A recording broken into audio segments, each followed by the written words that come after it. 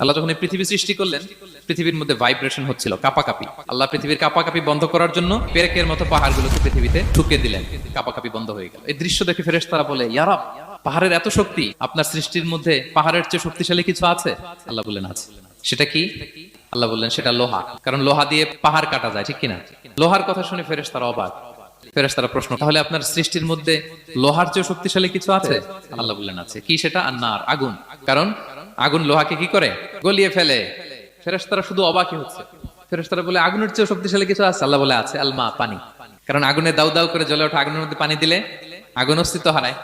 ফেরেশতারা শুধু অবাকই হচ্ছে। তারা বলে, তাহলে পানির চেয়ে শক্তিশালী কিছু আছে? আল্লাহ বলেন আছে, রিহ, বাতাস। কারণ বাতাস পানিকে একদিক থেকে আরেক দিকে নিয়ে যায়। জলের মধ্যে বায়ুর উচ্ছ্বাস লাগলে জলোচ্ছ্বাস তৈরি হয়, ঠিক কিনা? ফেরেশতারা আবার অবাক হয়ে বলে, তাহলে বাতাসের চেয়ে শক্তিশালী কিছু আছে? আল্লাহ বললেন আছে। সেটা কি? বলতেছে বনি আদম। ওই মানুষ শক্তিশালী যে গোপনে দান করে।